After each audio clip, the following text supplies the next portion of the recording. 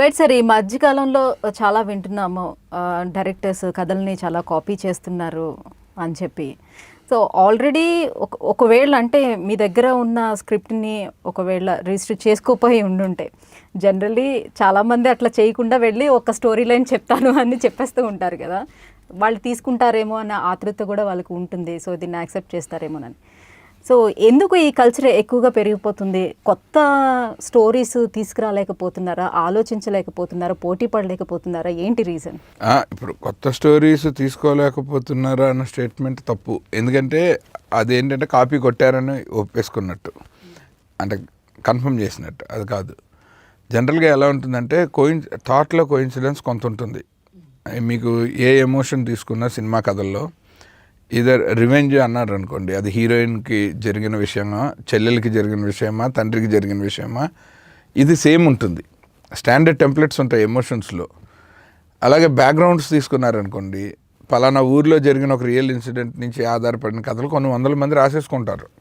ఇప్పుడు కార్గిల్ వార్ అనగానే కార్గిల్ వార్ బ్యాక్గ్రౌండ్లో కొన్ని వందల కథలు రాసేస్తాం. నేను కూడా ఒకటి రాశాను. ఇందులో ఎక్కడో మనకు తెలియకుండా ఒక ప్రాజెక్ట్ ముందరకు వచ్చినప్పుడు కనుక సిమిలారిటీస్, అది నేను ఆల్రెడీ చెప్పిన వాళ్ళ దగ్గరే నుంచే ఆ ప్రోడక్ట్ వస్తుంది అనుకోండి, మీరు క్లెయిమ్ చేయొచ్చు కాపీ అని. ఆ స్పెక్యులేషన్ మీద క్లెయిమ్ చేయలేరు. అప్పుడు ఏమవుతుందంటే మీరు రిజిస్టర్ చేసుకున్న కదా, మీరు రైటర్స్ అసోసియేషన్లోను అలాగే డైరెక్టర్స్ అసోసియేషన్ డైరెక్ట్లీ ఇన్క్లైన్డ్ రెండు. సో ఇక్కడ మీరు రైటర్స్ అసోసియేషన్లో కనుక రిజిస్టర్ చేసుకుంటే సినిమా రిలీజ్ అయిన తర్వాత వాళ్ళు మీకు డబ్బులు ఇప్పించే కేసులు చాలా ఎక్కువ ఉన్నాయి. They work very hard on it. Copyright ఇష్యూస్లో చాలా పెద్ద పెద్ద ప్రొడక్షన్ హౌస్లు, పెద్ద డైరెక్టర్లు, పెద్ద హీరోలు ఉన్న సినిమాలకే కొత్త రైటర్లకి రైటర్స్ అసోసియేషన్ చాలా మంచిగా ఆఫ్టర్ రిలీజ్ చేయగలరు. అండర్ ప్రొడక్షన్లో ఉన్న సినిమాని మనం ప్రూవ్ చేయలేం. ఎందుకంటే వాళ్ళు ఈవెన్ దే కెన్ చేంజ్. వాళ్ళు మనకి సబ్మిట్ చేసిన కథ కూడా మార్చుకునే ఫెసిలిటీ మీకు షూటింగ్లో ఉన్న సినిమాకు ఉంటుంది. సో ఇప్పుడు మీరు ఆచార్య గురించే ఇది అడుగుతున్నారు అనుకుంటున్నాను, కానీ ఆచార్యది మీడియాలో ఎక్కువ రచ్చ చేశారు. కానీ యాక్చువల్గా అయితే సినిమా రిలీజ్ అయిన తర్వాత సినిమాకిను ఈయన స్క్రిప్ట్కి కంపేర్ చేస్తే కనుక writers association will definitely work it out in a positive way, అంటే to help the young writer. లేదనుకోండి సిమిలారిటీ, ఎప్పుడు మీకు కథలో తేడాలు తక్కువ. ఎందుకంటే కథలు ఓన్లీ హ్యూమన్ ఎమోషన్స్ మీద బేస్ అయినవి. మనకు ఉన్నదే నవరసాలు 9. మీరు ఏ సినిమా తీసినా వీటిలో ఏదో ఒక రసం మీద ఆధారపడి తీస్తారు. ఒక రసం మీద ఆధారపడినప్పుడు వచ్చే ఎమోషన్స్ మోరార్లెస్ ఒకటే ఉంటాయి. ఇప్పుడు శృంగారం అంటే ఈదర్ లవర్స్ మధ్య లేదా మొగుడు పిల్లల మధ్య, ఇంతే కదా, లిమిటెడ్. సో ఏ మొగుడు పిల్లల కథ రాసినా నాదే అంటే అట్ట అది కుదరదు ఆ జోనర్లోకి వెళ్ళినప్పుడు. అందుకనే మీకు కాపీరైట్ ఎక్కడ వస్తుందంటే కథనం మీద వస్తుంది, స్క్రీన్ ప్లే మీద వస్తుంది. స్క్రీన్ ప్లేలో 3 కన్సిక్యూటివ్ సీన్స్. అందుకే ఏం చేస్తున్నారంటే ఈ మధ్యన చూస్తే ఒక సినిమాలో ఉంది సగం పార్ట్ ఉంటుంది, ఇంకో సినిమాలో సగం పార్ట్ ఉంటుంది. అది డైరెక్ట్ లిఫ్టింగ్. అది వేరే టాపిక్. అది కాపీరైట్ ఇష్యూలోకి రాదు. ఫ్రీ మేక్ అంటాం మేము ఇండస్ట్రీలో. కొన్నేమో డబ్బులు పెట్టి కొన్ని రీమేక్లు తెస్తారు కష్టపడి, మన శ్రీరామ్ సినిమా లాగా, ఇంకా చాలా సినిమాల్లాగా.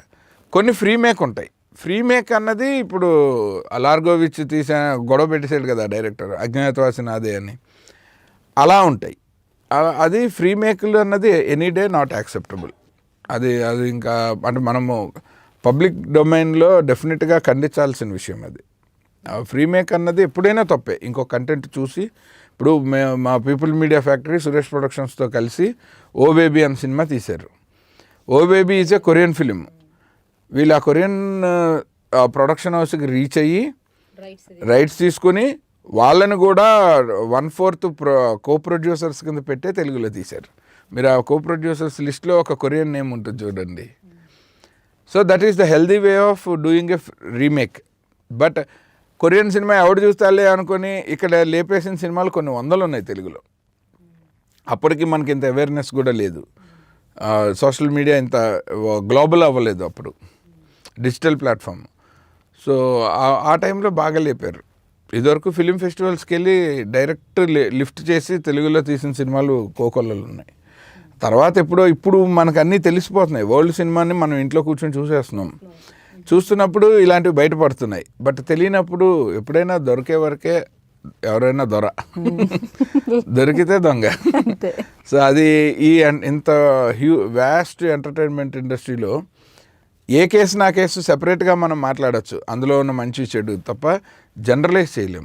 అందరూ ఇంకెంతే. ఇప్పుడు ఏ పెద్ద సినిమా అయినా కాపీ చేసి తీస్తారని అనటం తప్పు. ఎవరి కష్టం వాళ్ళు పడి రాసుకుంటారు. ఎస్పెషల్లీ ఇవాళ చిన్న సినిమాల కంటే పెద్ద సినిమాలు తీయటమే ఎక్కువ కష్టం. స్ట్రెస్ ఎక్కువ, స్టేక్స్ పెరిగిన కొద్దీ ఓవర్ నైట్ జాతకాలు మారిపోతాయి. అండ్ స్టార్ హీరోస్ని హ్యాండిల్ చేయటం కష్టం. ఫ్యాన్స్ నుంచి రివర్స్ ఇవి వచ్చేస్తున్నాయి. అందరూ అగ్రెసివ్, అంటే మీకు బేసిక్గా మానవ సమాజమే చాలా అగ్రెసివ్గా ఉంది. సో అలాంటి దాంట్లో చాలా సెన్సిటివ్ ఇండస్ట్రీ సినిమా, ఎందుకంటే క్రియేటివ్ ఇండస్ట్రీ కాబట్టి.